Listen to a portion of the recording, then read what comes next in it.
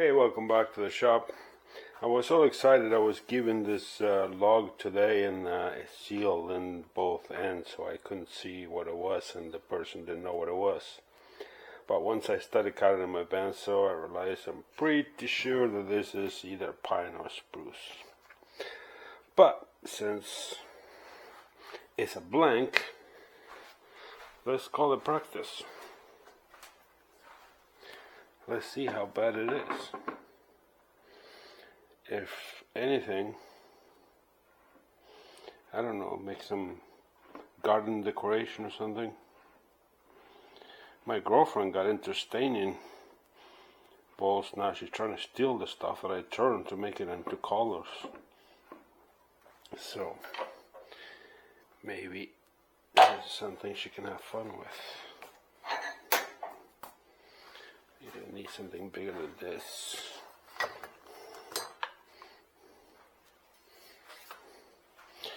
Yeah, and if you're in the neighborhood, I can use your help cleaning up a bit.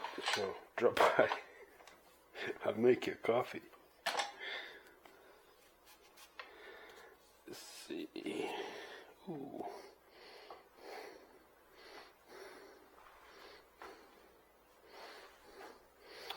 Oh, and this is soft. I don't even trust the screws on the faceplate, so I think as crazy as Juan is, we're gonna try to give this a bit of support. At least for the beginning. Yeah, it's pretty soft. I'm on belt number 2.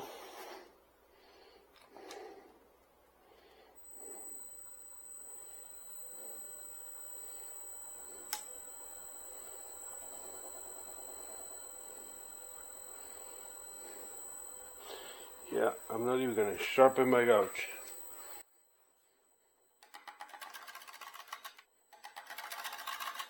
Oh, this thing is wet. I guess big straws are shooting water.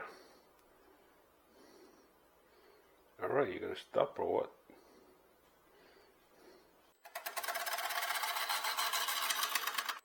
Yeah. For wet wood I should be getting shavings, not that. But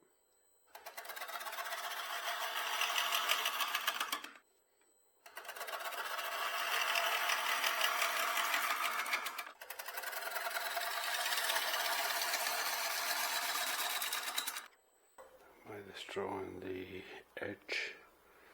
Come on, stop it.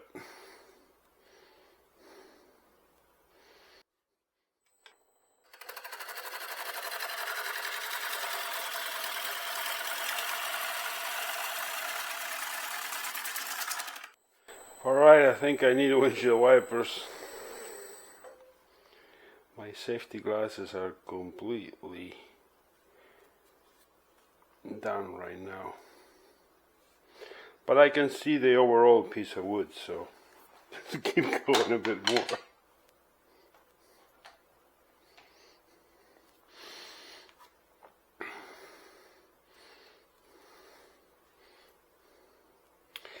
The thing with live edge pieces, let's say that, so if I were to round this off, I'll be able to bump up the speed, but there is no way of rounding this off without losing. You end up with a bowl about this big compared to this big.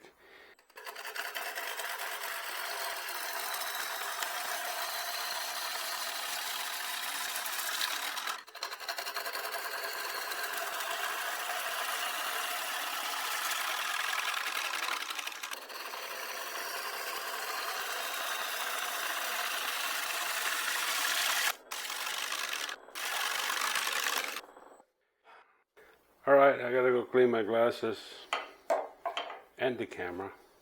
Alright, that should last me at least 2 minutes. Yeah, I'm getting a slight tear out here. You know, this should be able to sound with like 120 or something.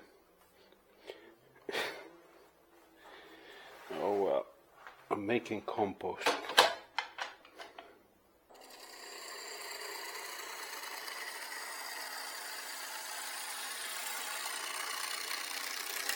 Well, at least I got shavings.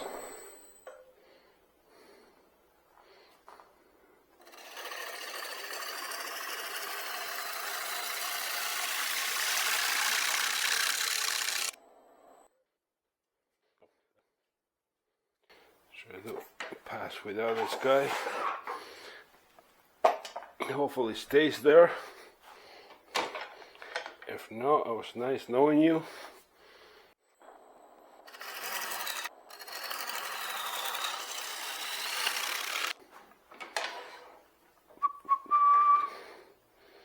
Oh. Don't need this.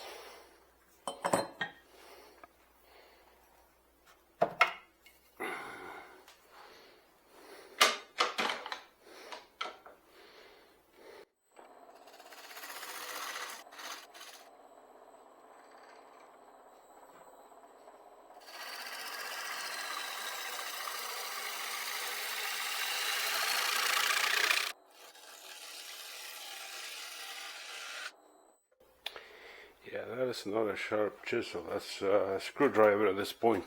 That's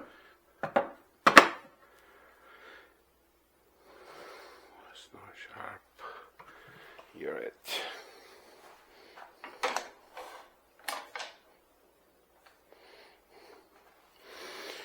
Alright, and now for my next tune.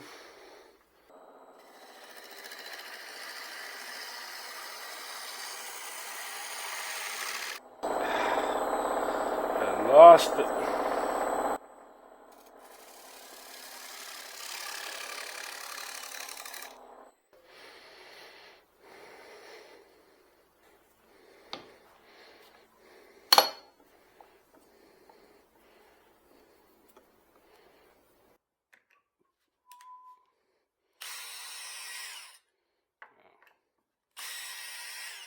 Those are like literally loose. Yeah.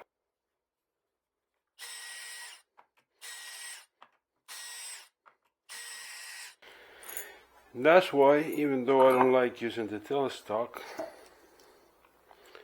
I tend to have a foresight for when to put my ego and stupidity away and do the right thing.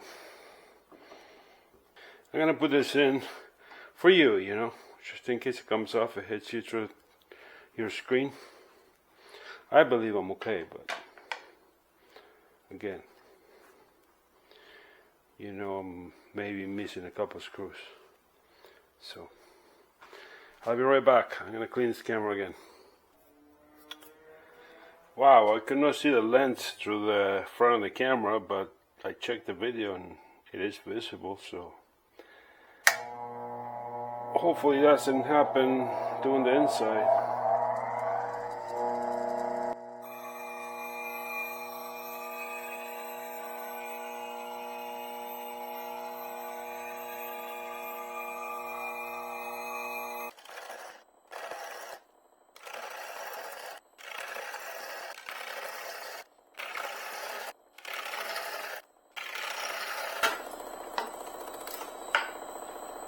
Ooh, I felt that.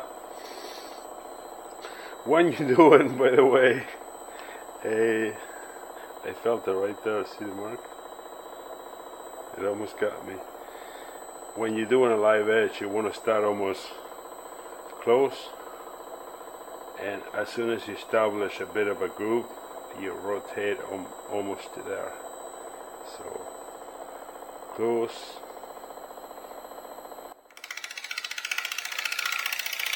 Once you're in, rotate.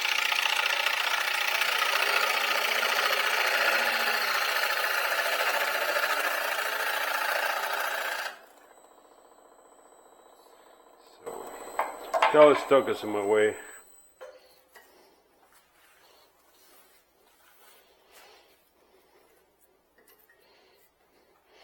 Mr. Cocky Juan almost got one of his fingers ripped off there. This is wet wood. Yeah.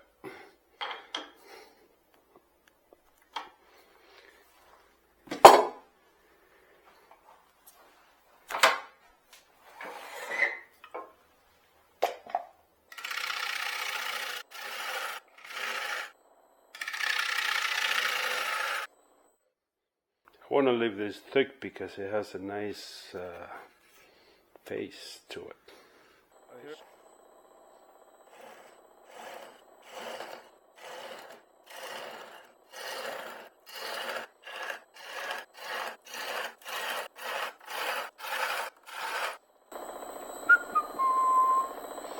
Checking my curve, line it up. Too much crop there.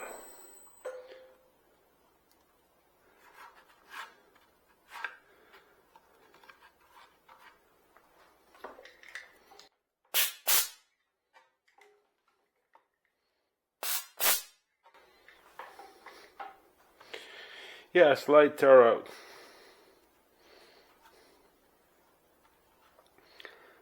So this is gonna be a planter anyway, so I might even put a hole at the bottom, and it will eventually rot in place. But the reason I cleaned that is because if I can now sit my bevel right up against it, and it went up with the line. Not that will matter here, but that's what that is. Wait for the shaving. There it is.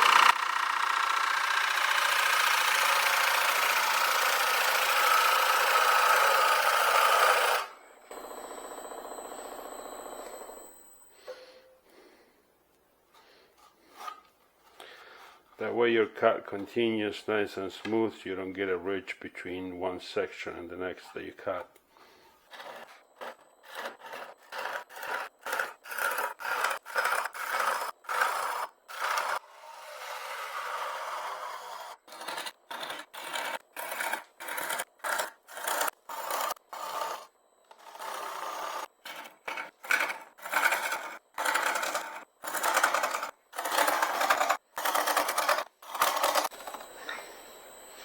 Alright, don't do that. I'm just literally bullying the wood.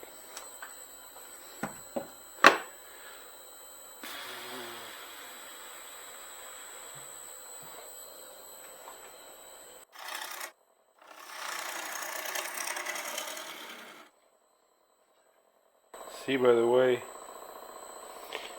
if you're thinking about buying a lathe, if I had a 24-inch lathe, I won't have this problem here.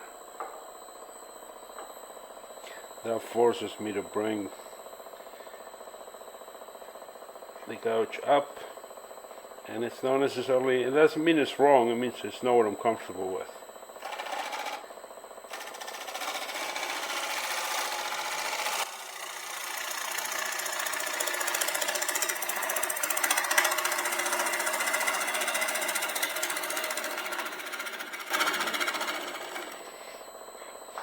Like I want to be able to start there, go up, up, and then midway start to come down and end there. But I can't get there without hitting my bedways. Anyways, it's just wood turning. We're not folding parachutes here, so.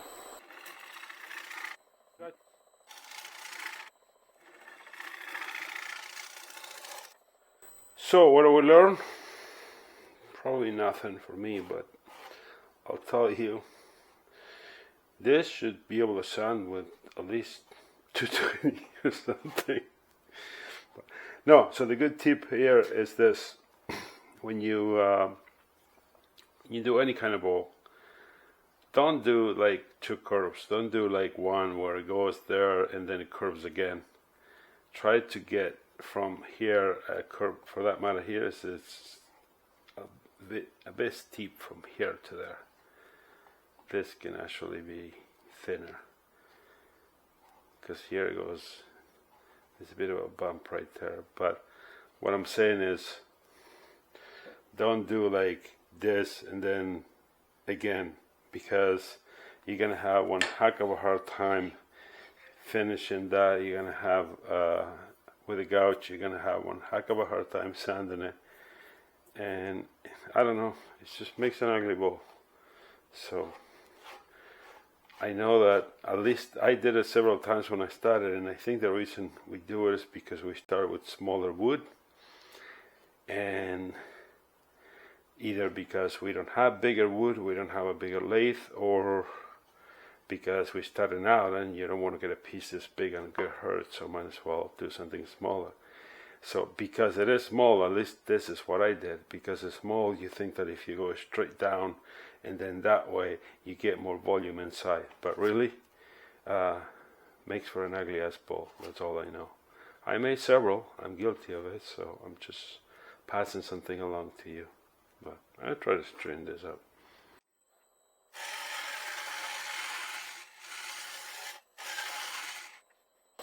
There you go. See? Perfectly smooth as somebody's videos that I watch.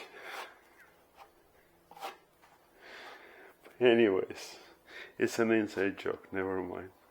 So that's it for this one. I thank you for hanging out with me, and if you have any questions about stupid things I do, just leave me a comment and I'll make sure to help you out. So thank you. I'll see you in the next one. Ciao, ciao.